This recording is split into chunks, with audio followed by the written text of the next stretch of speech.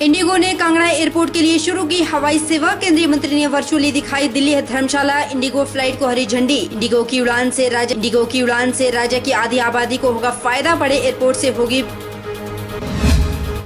मुख्यमंत्री सुक्खू अपने 59वें जन्मदिवस पर काटा 59 किलो का केक। बधाई देने वाले लोगों का लगा तांता। ग्रीन एनर्जी स्टेट के संदेश को बढ़ावा देने के लिए किया पैदल मार्च। सीएम बोले, हिमाचल में सत्ता परिवर्तन के बाद हर क्षेत्र में व्यवस्था परिवर्तन आ रही है नजर। मंडी में नेता प्रतिपक्ष जयराम ठाकुर ने कांग्रेस पर किया जमकर पलटवार। कहा, कांग्रेस ने हमारे संस्थान किए डी नोटिफाई, लेकिन कांग्रेस का तो नेता ही हो गया डी नोटिफाई। और एनआईटी हमीरपुर में देर रात हुई छात्रों में झड़प। जबरदस्त भिड़ंत का वीडियो आया सामने। वीडियो में साफ दिख रहा कि कैसे डंडे और रॉड से एक दूसरे पर किया जा रहा है हमला। नमस्कार, आप देख रहे हैं HP 24/7। मैं हूं आपके साथ परी शर्मा। शुरुआत करते हैं कांगड़ा से। कांगड़ा एयरपोर्ट पर रविवार से इंडिगो एयरलाइंस ने अपनी हवाई सेवा शुरू कर दी। इस मौके पर केंद्रीय सूचना एवं प्रसारण मंत्री अनुराग ठाकुर, केंद्रीय नागरिक उड्डयन मंत्री ज्योतिरादित्य सिंधिया और राज्य मंत्री जनरल वीके सिंह ने दिल्ली से वर्चुअली जुड़कर हरी झंडी दी, जिन्होंने कांगड़ा एयरपोर्ट के लिए पहले इंडिगो एयरलाइंस दिल्ली धर्मशाला दिल्ली उड़ान को हरी झंडी दिखाकर रवाना किया। कांगड़ा एयरपोर्ट पर रविवार को इंडिगो का 78 सीटर विमान पहली बार उतरा, जिसमें दिल्ली से 67 यात्रियों ने कांगड़ा एयरपोर्ट तक का सफर किया, जबकि कांगड़ा एयरपोर्ट से 56 यात्रियों ने इंडिगो विमान से दिल्ली की ओर प्रस्थान किया। केंद्रीय मंत्री अनुराग ठाकुर ने हिमाचल प्रदेश में इंडिगो कनेक्टिविटी की सुविधा के लिए नागरिक उड्डयन मंत्रालय के प्रति आभार व्यक्त किया और कहा कि इंडिगो पहाड़ी राज्य में बिना फ्लाइट के सही मायने में राष्ट्रीय एयरलाइन नहीं बन सकती थी। एक बड़े हवाई अड्डे की मांग करते हुए अनुराग ने कहा कि वर्तमान में पूरे भारत से हिमाचल आने वाले यात्रियों को दिल्ली जाना पड़ता है और फिर राज्य के लिए कनेक्टिंग फ्लाइट पकड़नी पड़ती है। एक बड़ा हवाई अड्डा यात्रियों को सीधी निर्बाध कनेक्टिविटी प्रदान करेगा। अनुराग ठाकुर ने कहा कि पीएम नरेंद्र मोदी की बदौलत देश में एयरपोर्ट की संख्या 74 से बढ़कर 140 हो गई है। जो 60 वर्ष में नहीं हो पाया, वो मोदी सरकार ने 8 वर्ष में कर दिखाया। आज मैं सिंधिया जी संभव नहीं था, लेकिन हो पाया है, तो उसके लिए आपने मोदी जी को आपको आपके सारे विभाग को बहुत बहुत बधाई, क्योंकि ये छोटी बात है जो 7 साल में नहीं हो पाया था, वो 8 साल में करने का काम किया। ये बदलते भारत के नए भारत की तस्वीर है। सशक्त भारत एक सिविलाइजेशन के माध्यम से बना है। साहब, आपने बहुत लंबी सेवा भारत को सुरक्षित रखने में दी और अब सिविलाइजेशन में भी दे रहे हैं, भारत सरकार में दे रहे हैं। जो कैंट से और बाकी जो हमारी 9-4 धर्मशाला में एक बहुत बड़ा हब, यही से सिंधिया जी 1 घंटे की दूरी पे पठानकोट भी है, तो पठानकोट पंजाब को भी जोड़ सकते हैं। चंबा जिला 1.5 घंटे 2 घंटे की दूरी पे है। कांगड़ा जिला हिमाचल प्रदेश का सबसे बड़ा जिला है। हमीरपुर केवल 1-1.5 घंटे के रास्ते पे है। मंडी 2 घंटे के रास्ते पे है। ऊना मात्र 1.5-2 घंटे के रास्ते पे है। ये एक एयरपोर्ट लगभग 5 जिलों को सीधे तौर पर जोड़ता है और हिमाचल प्रदेश की आधी से ज्यादा आबादी को केवल धर्मशाला एयरपोर्ट अपने आप बहुत बड़ी सेवाएं देता है। आप कल्पना कीजिए, आपने एक नई फ्लाइट और नहीं, आपने आधे से ज्यादा हिमाचल और पंजाब के कुछ इलाकों को जोड़ने का काम किया है, क्योंकि लंबे समय से हम कहते थे इंडिगो नहीं आएगी तो अधूरा है हमारा हवाई यात्रा का सफर। केंद्रीय नागरिक उड्डयन मंत्री ज्योतिरादित्य सिंधिया ने सभा को संबोधित करते हुए कहा कि कांगड़ा एयरपोर्ट का विस्तार 2 चरणों में किया जाएगा। नागरिक उड्डयन के क्षेत्र में पिछले 65 वर्षों में जो हासिल नहीं हुआ, वह 9 वर्षों में 148 हवाई अड्डों, वाटरड्रोम और हेलीपोर्ट के निर्माण के साथ हासिल किया गया। मंत्रालय अगले 3 से 4 वर्षों के भीतर इस संख्या को 200 से अधिक करने के लक्ष्य की दिशा में काम कर रहा है। और अब हमारे मंत्रालय का टारगेट है कि अगले 3-4 सालों में इस गणना को हम लोग 148 से 200 पार हम लोग करें।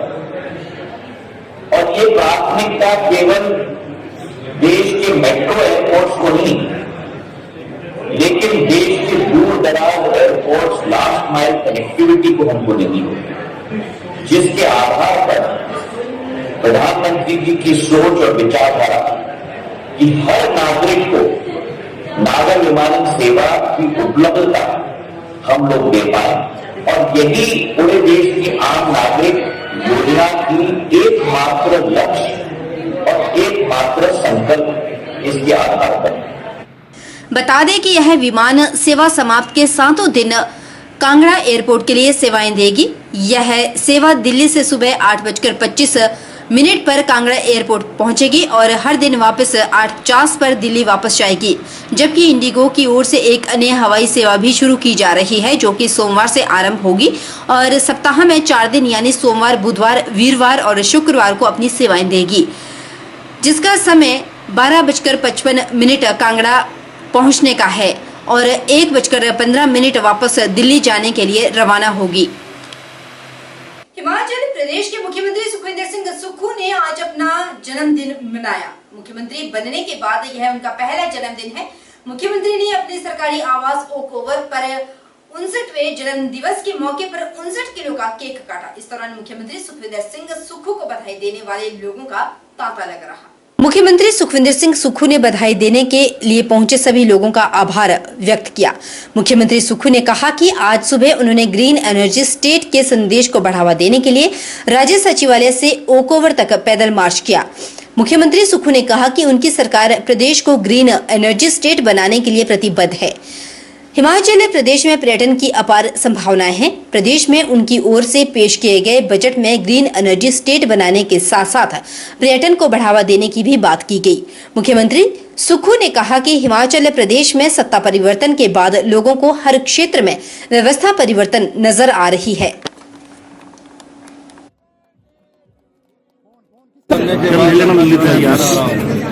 मैं हिमाचल प्रदेश सचिवालय के सभी कर्मचारियों का धन्यवाद करना चाहता हूं कि उन्होंने हिमाचल प्रदेश को ग्रीन एनर्जी स्टेट के रूप में विकसित करने के लिए सचिवालय से लेकर ओक ओवर तक वॉक किया और उसके आगे वो सचिवालय के कर्मचारी खुद गए।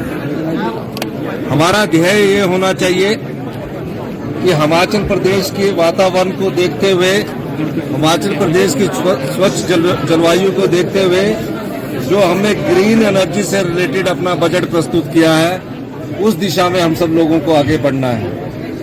हम ये मानते हैं कि हिमाचल प्रदेश में पर्यटन की बहुत संभावनाएं हैं। अगर उसमें स्वच्छ जलवायु का और मिश्रण हो जाए तो यहाँ आने वाले समय में पर्यटक भी अधिक संख्या में आएंगे। ग्रीन हाइड्रोजन की दिशा में भी हम आगे बढ़ रहे हैं। हम सब, हमारे कैबिनेट के सभी कमीटी एक दृष्टिकोण रख रहे हैं। आप देख रहे हैं कि सभी जगह व्यवस्था परिवर्तन हो रहा है और हमने कई बार कहा है कि हम सत्ता के लिए नहीं आए हैं, सत्ता सुख के लिए नहीं आए हैं, हम व्यवस्था परिवर्तन के लिए आए हैं। इस व्यवस्था परिवर्तन के अंतर्गत हमारा जो प्रदेश का पहला बजट है, मेरे मुख्यमंत्री बनने के बाद का पहला बजट है, वो व्यवस्था परिवर्तन और ग्रीन स्टेट की ओर अग्रसर दिखाया गया है ताकि हम आगे बढ़ सके। आप सब लोगों का बहुत बहुत धन्यवाद और आपको मैं धन्यवाद करना चाहता हूं कि आप सब लोग आज यहाँ आए हैं, तो आप हमारे साथ चाय पी के जरूर जाए सर, राहुल गांधी जी की और हलवा खा के जाए। प्रदेश के पूर्व मुख्यमंत्री एवं मंडी जिला के विधानसभा क्षेत्र के विधायक जयराम ठाकुर ने कांग्रेस पर बड़ा हमला बोला है।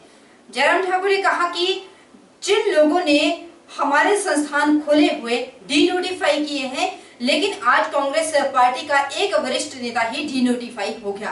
उन्होंने कहा कि कांग्रेस पार्टी के नेता को भारतीय जनता पार्टी द्वारा डीनोटिफाई नहीं किया गया, लेकिन उन्हें व्यर्थ की बातें कहने की आदत पड़ गई है। उन्हें यह मालूम होना पड़ता था कि कहीं न कहीं वो क्या बोल रहे हैं और कैसे बोल रहे हैं, वह चले गए। जयराम ठाकुर ने कहा कि कांग्रेस नेता पर भ्रष्टाचार के साथ साथ उनकी बातों को लेकर भी कई एफआईआर दर्ज की जा चुकी है। अगर आप हमारे संस्थानों को डिनोटिफाई कर रहे हैं, आपका तो नेता ही डिनोटिफाई हो गया। और हमने नहीं किया। रूल बोलने की आदत पड़ी थी और एक बात नहीं, अनेक बार वो कई जगह बोल दूसरा। तो समस्या ये है कि मालूम नहीं पड़ता कि क्या बोल करके चले जाए और ये स्थिति इस तरह से उनको झेलनी पड़ी। आज कितनी एफआईआर उनके ऊपर है ये मालूम करना कांग्रेस के मित्रों से पूछो तो सही। भ्रष्टाचार के मामले में एफआईआर वो तो अलग है, लेकिन उसके अलावा दूसरी एफआईआर कितनी पड़ी है उनके ऊपर। हर कल शोर डाल रहे थे, छाती पीट रहे थे। अरे भाई, हमने क्या किया उसमें? मोदी जी ने क्या किया उसमें? आप गाली दे करके गए। एक व्यक्ति गुजरात में कोर्ट में चला गया और कोर्ट में जाकर उसने कहा कि हमारे सम्मान को ठेस पहुंची है, मैं इसका मानहानि का दावा करता हूं। और मानहानि का केस चला और लंबे समय तक चला, कई वर्षों तक। और चलने के बाद कोर्ट ने निर्णय दिया कि राहुल गांधी जी इसमें दोषी हैं और दोषी होने के नाते ये कोर्ट उसको 2 साल की सजा सुनाते हैं। और 2 साल की सजा सुनाने के बाद जमानत भी दे दी, गिरफ्तार नहीं किया, जमानत दे दी। लेकिन उसके साथ साथ में कानून में एक व्यवस्था इस प्रकार से है कि 2 साल की सजा किसी को अगर हो जाती है, 2 साल की जेल की सजा हो जाती है, तो उसके बाद वो किसी भी सदन का सदस्य नहीं रह सकता है। इस कारण से पार्लियामेंट के सचिवालय की ओर से नोटिफिकेशन हुई कि आपकी सदस्यता समाप्त कर दी जाती है लोकसभा की। इसमें मोदी जी कहां से आए? इसमें सरकार कहां से आई? निर्णय कोर्ट का है, इस बात को उनको समझना होगा। और ये इस तरह के निर्णय आज से पहले कितनी बार आ चुके हैं, कितने लोगों के खिलाफ आ चुके हैं। इसलिए कांग्रेस के नेताओं को उस बात को समझना होगा कि रूल जरूर बोलना, हर कुछ बोलना, गंदगी बोलना, ये बर्दाश्त नहीं किया जाएगा। आने वाले समय में भी अगर कोई इस प्रकार की बातें करने की कोशिश करेंगे तो मामले इस प्रकार से आगे बढ़ेंगे और उनके खिलाफ क्या कार्रवाई होगी वो कानून तय करेगा।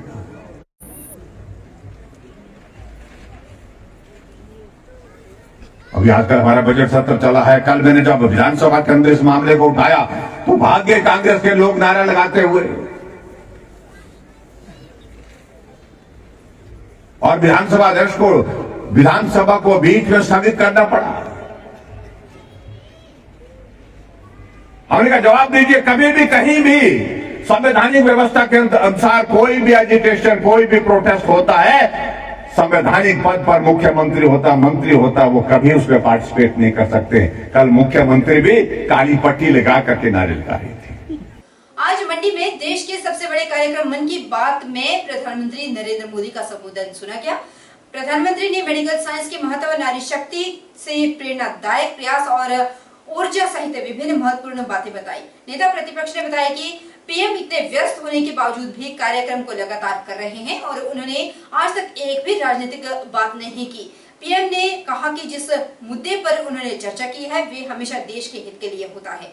जयराम ने कहा कि लगातार उन्होंने 99 एपिसोड देखे हैं, साथ ही देश की उपलब्धियां, प्रेरणादायक और ज्ञानवर्धक बातों का भी उल्लेख किया गया। प्रधानमंत्री नरेंद्र मोदी की मन की बात कार्यक्रम के 99वें एपिसोड को संबोधित किया गया। इस कार्यक्रम के जरिए हर महीने प्रधानमंत्री देशवासियों से संवाद करते हैं। 3 अक्टूबर 2014 को विजयदशमी के मौके पर मोदी ने ये कार्यक्रम शुरू किया। आखिरी मन की बात कार्यक्रम 26 फरवरी को प्रस्तावित हुआ था। पीएम मोदी ने मन की बात कार्यक्रम में ऑर्गन डोनेशन पर चर्चा की। पीएम ने ऑर्गन डोनेट करने वाले लोगों के परिवार से भी बात की। वहीं मंडी में पूर्व मुख्यमंत्री व नेता प्रतिपक्ष जयराम ठाकुर ने पीएम की मन की बात को सुना और पूरा कार्यक्रम देखा। नेता प्रतिपक्ष ने बताया कि पीएम इतने व्यस्त होने के बावजूद भी इस कार्यक्रम को लगातार कर रहे हैं। उन्होंने आज तक कोई भी राजनीतिक बात नहीं की। जयराम ने कहा कि प्रधानमंत्री नरेंद्र मोदी ने आज आधुनिक मेडिकल साइंस के इस दौरान में ऑर्गन डोनेशन किसी को जीवन देने का एक बहुत बड़ा माध्यम बन चुका है। साथ ही जब तक एक व्यक्ति मृत्यु के बाद अपना शरीर दान करता है तो उसमें 8 से 9 लोगों को एक नया जीवन मिलने की संभावना बनी रहती है। यह बात भी पीएम मोदी ने कही। जयराम ने कहा कि मन की बात कार्यक्रम में प्रधानमंत्री नरेंद्र मोदी ने महिला सशक्तिकरण पर भी चर्चा की। उन्होंने कहा कि आज भारत का जो सामर्थ्य नए सिरे से निखर कर सामने आ रहा है उसमें बहुत बड़ी भूमिका हमारी नारी शक्ति की भी है। अब अगला 100वां कार्यक्रम अगले माह होगा जिसके लिए सभी भारतीयों को बेसब्री से इंतजार रहेगा। ऐतिहासिक पहल है आदरणीय प्रधानमंत्री जी की इतनी व्यस्तताओं के बावजूद भी बिना किसी गैप के लगातार 100वां एपिसोड अगले महीने आने वाला है, ये 99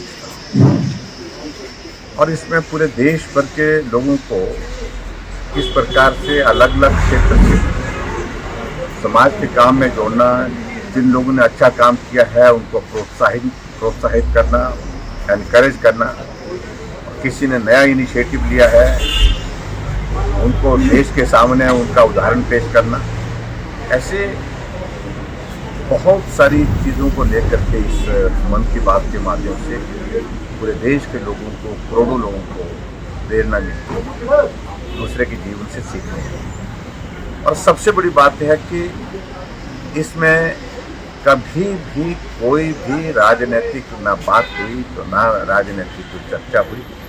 जो भी इशू थे जिसमें प्रधानमंत्री जी ने चर्चा किए हैं वो सीधे सीधे देश से जुड़े हुए, देश के हमारे समाज के साथ जुड़े।